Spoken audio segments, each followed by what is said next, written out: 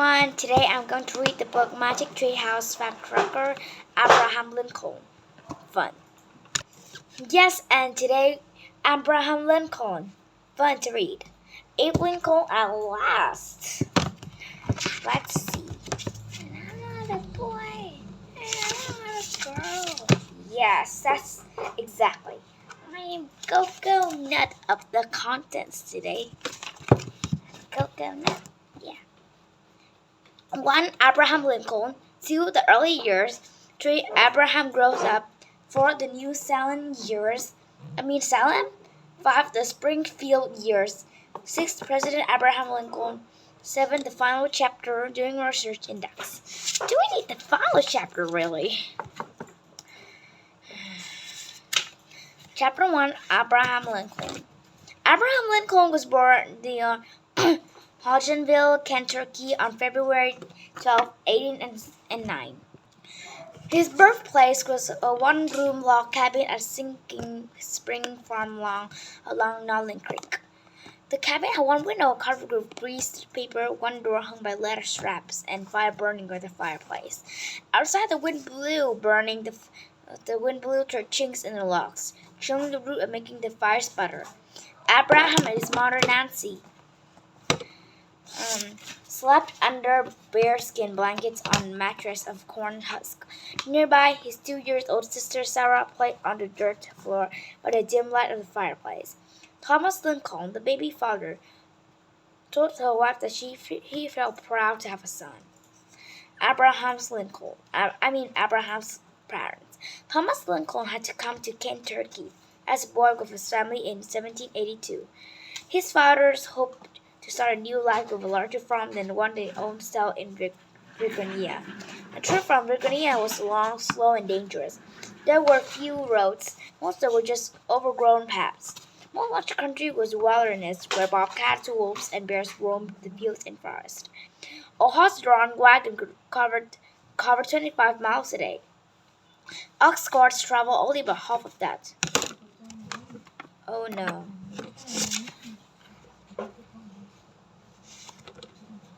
The Shawnee, Cherokee, and other Native Americans had lived or hunted in Kentucky for thousands of years. Settlers were talking over the land and pushing them out. There was a great tension between the groups. Thomas just 8 when he saw his father killed by the Shawnee war party. Thomas Lincoln was marked forever by terror of that day. Abraham said that from then on his father became a wandering, blabbering boy who did odd jobs, often working as carpenter. When he saw his father killed by a Shawnee war party. 1806, Tom married a young woman named Fancy Hanks.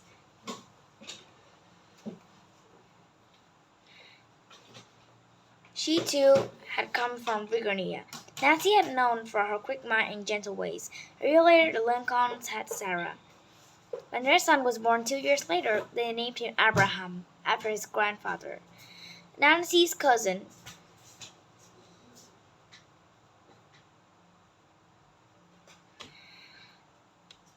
Dennis Hanks, was only 9 when he first visited the new baby. Later, he said that Abraham was the smallest, most kindest baby he had ever seen. Dennis told Nancy that he didn't think Abraham could ever be worth much. He couldn't have known that someday this tiny, weak infant would become the greatest president in the history of the United States. Come with us to learn more about the Lincoln journeys. United States in 1809? Oh well. And Abraham was born, there were only 17 states. The richest were called territories. They are our own governments, but they're not officially states. Gradually, more states were added to the list. Today we have 50. Chapter 2, The Early Years. When Abraham was 2, his parents moved about 10 miles from Knob Creek. Thomas worked hard, but times were tough. When his family needed meat, he grabbed his musket and headed for the nearby woods. The Lincolns survived by deer, wild turkeys, geese, squirrels, and rabbits. Abraham said later his family lived in pretty pinching times. Like many others, the Lincolns were very poor. Life on the Knob Creek. When he was old enough, Abraham often helped his father. On Saturday, he spent the day planting pumpkins while his father planted corn. Over and over again, the boy pressed pumpkin seeds into tiny mounds of dirt. That night, a heavy rain washed away the field, seeds, and all. After another downpour, Knob Creek overflowed its banks. One day, Abraham and his friend Austin Collier decided to wade across the swollen creek. Suddenly Abraham fell and was swept away by the swirling water. Austin thought fast. He grabbed a long sycamore stick and dragged his sinking friend to safety. Buckskins and raccoon cap. Nancy Lincoln and little Sarah worked long hours cooking, washing, sewing, spinning, and weaving. In those days, there were no machines to help them. Oh dear. Push out! Nancy dressed her son in a raccoon cap and buckskin shirt and pants. Abraham went barefoot most of the year. When the weather got too cold, he wore leather moccasins. A tall, skinny, big-eared boy who grew quickly. His pants were usually several inches above his ankles. Blab schools. Abraham's mother told him Bible stories. He's not certain whether he could read or write. There were no books or paper in the house. In those days, there were very few schools. Being unable to read was not at all unusual.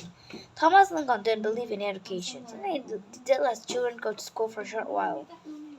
Sarah held her little brown hand and struggled 2 months in a log cabin school with dirty flour. For her old ages sat on rough benches. They wrote on slate boards with chalk. The school was called Blab School because students said their lessons out loud. The teacher had a book or two, but these were only books in the classrooms. After the teacher taught the lesson, the children repeated it back. The classroom was very, very noisy. In spite of this, Abraham learned to read. The rest of his life enjoyed reading books, poetry, and plays aloud to others. When planting harvest times rolled around, the classroom emptied out. The children were in the fields working. Abraham spent very little time at first school. Storytelling. The Lincoln's cabin was the inside of Cucumber Land Trail. Even though life on Knob Creek was often lonely, visitors sometimes stopped to chat. Peddlers selling pots and pans, sailors in wagons, and travelers all kinds of pots passed by. The Lincolns also saw black slaves and white slave traders who were taking them to cities to be sold. Everyone liked to listen to Tom Lincoln. He was a born storyteller. Abraham sat nearby quietly talking to every word his father said. After a while, he practiced telling stories to himself and tried them out with his friends. Like his father, Abraham became a skilled storyteller and mimic. People loved to listen to him and spun his tales. That skill became very handy when he grew up and made speeches. Off to Indian. When Abraham was 7, Thomas decided to make a fresh start somewhere else. Problems was errands about the ownership of his property. Thomas left to scout out land and new state in Indiana. It was fall and the wind were beginning to wimp. A bad winter was coming. When Tom got back, the family packed up. They were moving to a settlement in Indiana called the Pequot Creek. Live lawn cabin. Shovel of spreading ashes, rifle for hunting defense, dishwashing pans, cast iron pot, water bucket, handmade bed with corn husk mattress, chest for family's few clothes, packed dirt floor, twig broom, like that. Pepper tree, Abraham grows up. In December 1816, the Lincolns traveled 60 miles to the Ohio River. Ohio! There they loaded their things into a flatboat and crossed over to Indiana. When they got to the other side, they hiked 16 miles to the Denison Wood to reach the new land. Tom and Paula brushed to mark the spot.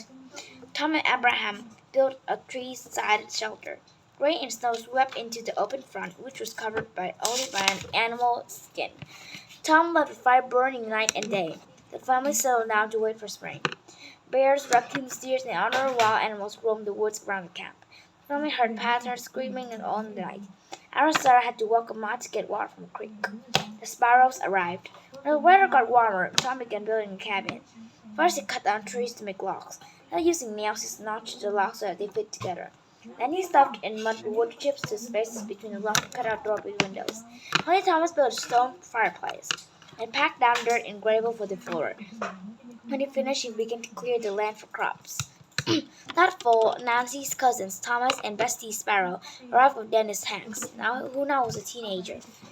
The Sparrow has been like parents to Nancy, and she was glad to see them. The Sparrows and Dennis moved to the old shelter. Together, their family cleared 6 acres for planting in the next spring. Milk sickness. Spring and summer passed without problems. In the fall, a disease called milk sickness struck the family. Back then, people knew that milk caused the illness, but no one knew why. Today, we know that cows eat plants called the white snake root, and poison gets into the milk. In the 18,000s, thousands died from this illness. After in Kentucky and Indiana, the plant grew everywhere. Milk sickness caused trembling, vomiting, stomach pains, and usually death. There was no cure. People often died of these in the 18,000s. A few trained doctors, poor medicine, and little knowledge of what cured illness. The first sparrows got sick and died, and 2 weeks later Nancy got sick. The nearest doctor was 35 miles away. Even had it been closer, he could not have help. Before she died, Nancy asked Abraham and Sarah to help their father and to be good and kind. Abraham was only 9 years old. He loved his mother with his whole heart. Later he would say that everyone had oaths to her. Tom, Abraham, and Dennis built a coffin and buried Nancy in the hill next to where the sparrows lay. Alone in the woods. After Nancy died, the family was desperate. Candles and soap began to run out. Clothes being ragged and dirty. Sarah did what she could, but she was only a child. Abraham and Sarah needed a mother. Tom headed back to Kentucky to find another wife. Now Dennis and Lincoln, children, were alone. The winter wind whistled in the cabin, which had nothing more than a bearskin to cover the door. Attracted by pigs, so the family kept pampers proudly of the night. Inside the cabin, Dennis, Sarah, and Abraham hung out together under ragged blankets. A new mother. When Tom returned, he brought a new wife named Sarah, who had the 3 children with her. Sarah was a widow whom Tom has known much of his life. Sarah later said that when she arrived, Dennis, Sarah, and Abraham were so tattered, thin, and dirty that they didn't look quite human.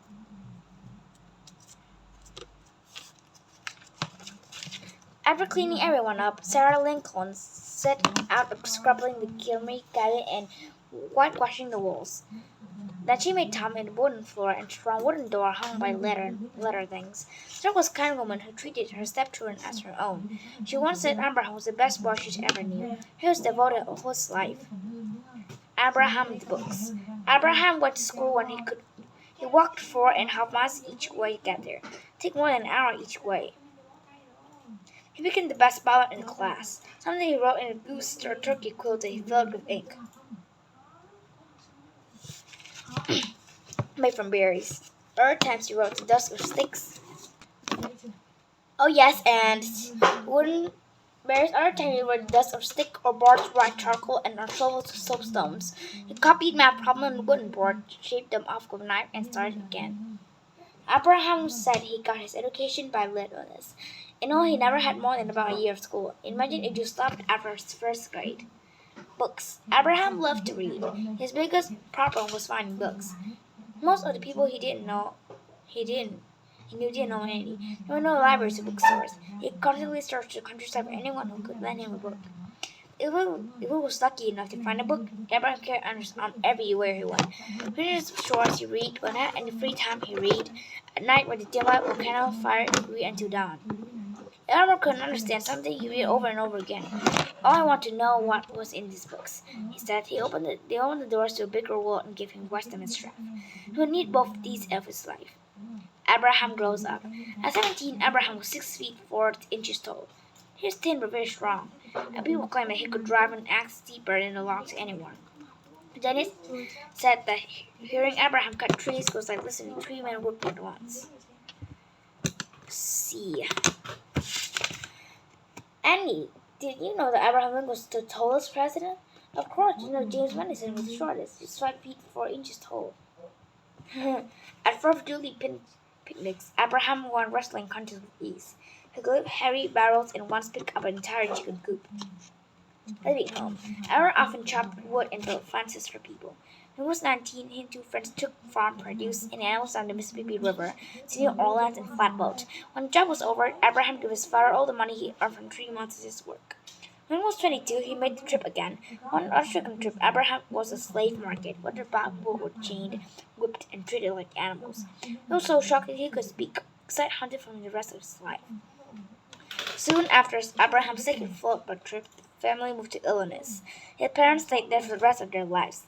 Abraham was now 22. It was time to make his own way to the world, heading for the town in New Salem, Illinois. Abraham the inventor. Abraham and his friends were heading for the New Orleans one to trip. The flatboat got hung up by a dam.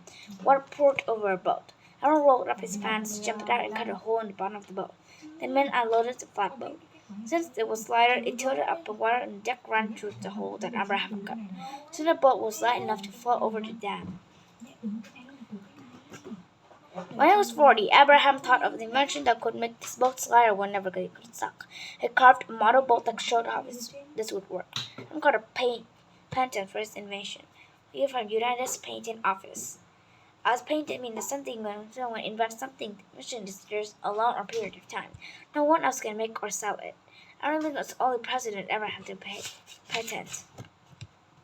Oh, I super want to tell you about the New Salem years, but do you think it's time to read it now? No way, right? But I love this book and I'm going to read it more. Bye, see you next time.